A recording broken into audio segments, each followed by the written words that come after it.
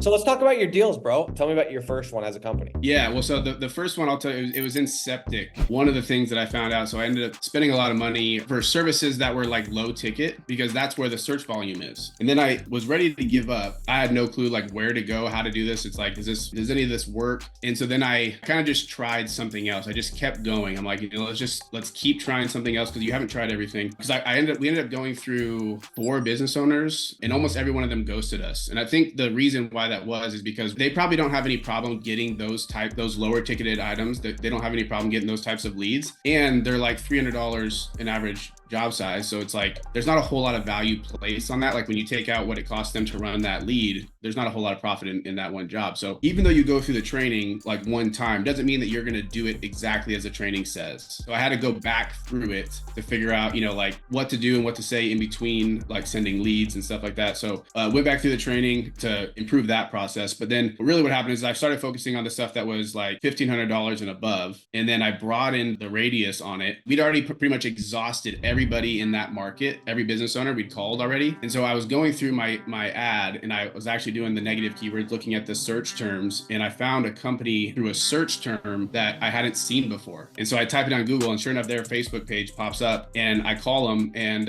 we send them a lead and then close them like a week later. That's crazy, bro. So Yeah. They weren't showing up because they weren't necessarily paying for ads already. They were just a company that was in the market. Right. From just somebody else searching on Google for their name. How was the conversation different when you're calling somebody who isn't paying for leads? Because I know when I call and they're paying for Google ads, I'm like, hey, I know you're hungry to grow because you're paying for Google ads. So let's talk. I'm assuming. What was your conversation like? What was your pitch like when you called them? I mean, one of the things is that's coming off of, it was literally the last person that I called. Like I only actually decided to keep going because I saw something that you said in one of the videos. It's like, you don't lose money until you leave a market, right? Like until you decide to leave. And so I'm like, okay, there's still a chance here. Because I came off of like a couple of people ghosting me prior to that, I was kind of like a little bit more of like they need to know that this is like what I'm expecting from this. Like, I don't care. Cause like initially I went into it, I think a little bit too aggressive, right? Giving too much detail. And then, went through the training again, I adjusted it. But then at the very end, I'm actually like making sure that it's very clear that they understand that I'm expecting to have a conversation about this going forward. And so, and I don't know, it's just, it wasn't anything like, I didn't really adjust anything because they weren't running ads. There was nothing really different about that. It just, I kind of got a feel for it. And then I followed the training for this, what to do in between,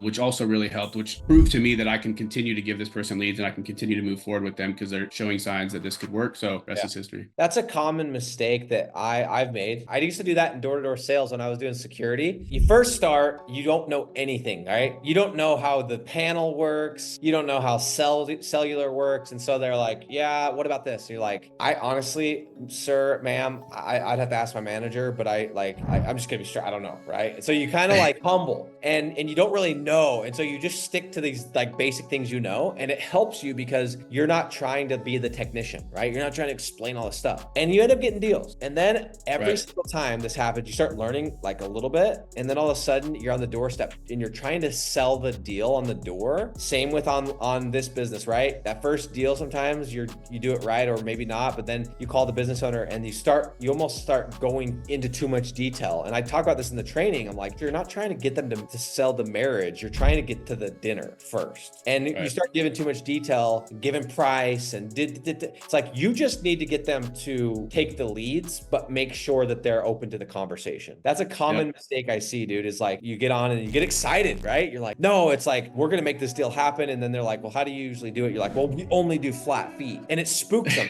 because they're like, I always say, nah, don't worry about that. We'll do I'll take whatever. Like, and if they keep pressing, I'm like, dude, you can send me food stamps. I don't care. Like, obviously not, but I'm trying to like push the buying pressure. Right. So it's a common mistake, man. It happens frequently, but yeah, I like that you followed that advice, and it's true, man. There's always a deal to be had. So once again, a plug. If anyone has a website, doesn't have a client, has leads, hit your boy up. I'll buy it from you and I'll go turn it into money.